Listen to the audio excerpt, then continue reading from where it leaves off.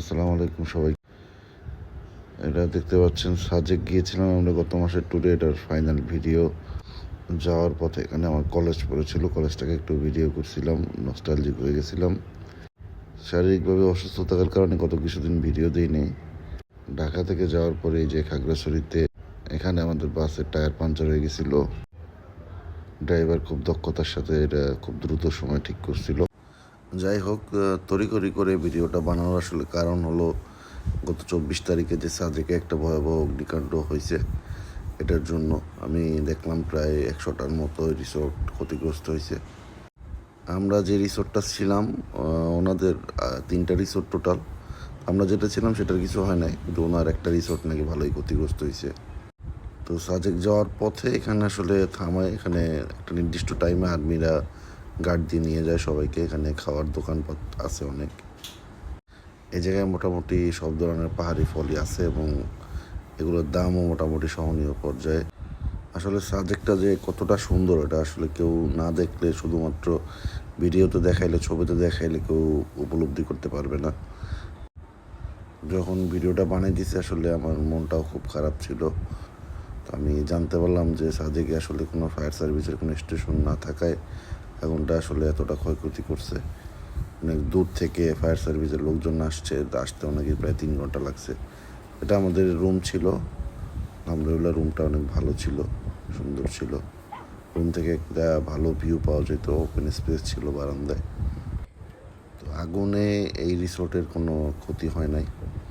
এটার আসলে একটু সামনে পর্যন্ত যা ছিল সব পুড়ে গেছে। আমরা বিকেলবেলা ঘুরতে বেরিয়েছিলাম, পরে এখানে এগুলা গ্লাস পাওয়া যায়, এখানে নাম লেখানো যায়। নাম লেখে আপনি চাইলে কাউকে গিফট দিতে পারবেন। খাবারের দোকান ছিল ফাস্টফুডের, ওদের পাহাড়ি খাবার। এটা ছিল হেলিপ্যাডের পাশে। হেলিপ্যাডে সূর্যাস্ত দেখার পরে এখানে মানুষ ঘুরতে আসে, চাটা খায়, ফাস্টফুড খায়, যার যা পছন্দ মতো। পাশে মসজিদও আছে, যার পছন্দ বা যার ইচ্ছা হয় নামাজ পড়ে নিতে পারে। আমার চা খাওয়া বারণ থাকে, আমার বউ শুধু চা খাইছিল। এরপরে সন্ধ্যার পরে আমি একটু শাহরুখ খানের পোজ দিছিলাম। এটা পরের দিনের ব্রেকফাস্টের ছবি। এটা খিচুড়ি দেখতে এরকম নর্মাল হলো, আসলে কিন্তু অনেক মজা ছিল। সকালবেলা আমি আসলে বিছনা থেকে উঠতে পারতেছিলাম না, শরীরটা ব্যথা ছিল, কিন্তু আমার বিছনা থেকে এরকম একটা ভিউ পাইতেছিলাম সকালবেলা পর্দাগুলো সরাই দেওয়ার পরে। আসলে তখন মনে হইতেছিল যে যত টাকাই খরচ হোক বিফলে যায় না। এটা আমার রিসোর্টের বারান্দা ছিল। দেখতে পাচ্ছেন ব্যাম্বু বিরিয়ানির একটা ছবি সামনে এসেছিলো। এটা আমাদের হোটেল, যে হোটেলে আমরা খাওয়া দাওয়া করছি প্রায় 8 বেলার মতো। ওরা অনেক সাপোর্টিভ ছিল, খাবার দাবার আসলে এক কথা অস্থির ছিল। এটা কংলাং পাহাড়, এখান থেকে আপনি আসলে সাজেকের সব থেকে উঁচু যে স্থান, এই স্থানে যেতে পারবেন।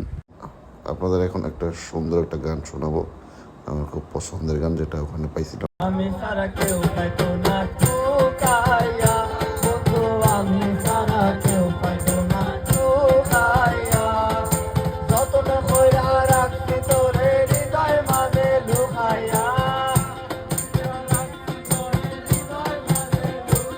আরে যতটা কইরা রাখছি তোরে হৃদয় মাঝে লুকাইয়া, আমি সারা কেউ পাইতো না ঠোকাইয়া, বন্ধু আমি সারা কেউ পাইতো না ঠোকাইয়া।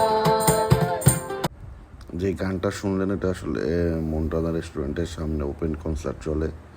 তো মন্টানা রেস্টুরেন্টটাও আসলে পুড়ে গেছে, আসলে খুব কষ্টের সাথে বলতে হচ্ছে। উপকাটানের স্টাইলটা দেখেন। এটা সকালবেলার সাজেক। ওই দিনই আসলে খাগড়াছড়িতে এসে খাগড়াছড়ির আলুটিলা গুহাতে গেছিলাম। এটা আলুটিলা গুহায় ঢোকার প্রবেশ পথ। এরপরে ঝুলন্ত ব্রিজ দেখতে গিয়েছিলাম, এটা আসলে আমার ভালোই লাগছিল, এটার কথা ভালোই মনে আছে। এটা খুব অ্যাডভেঞ্চারাস মনে হয়েছে আমার কাছে।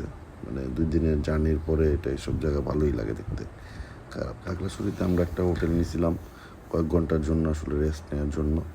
তো এটা পৌরসভার একটা ছিল আর কি, কিন্তু মোটামুটি ভালোই ছিল। ভিডিওর শেষে আসলে সাজেকের বসবাসরত সকল মানুষকে আল্লাহ যেন মনোবল শক্ত রাখে, তারা যেন এই পরিস্থিতি খুব দ্রুত কাটায় উঠতে পারে, এজন্য আল্লাহর কাছে দোয়া প্রার্থনা করি। সবাই তাদের জন্য দোয়া করবেন। আল্লাহ হাফেজ, আসসালামু আলাইকুম।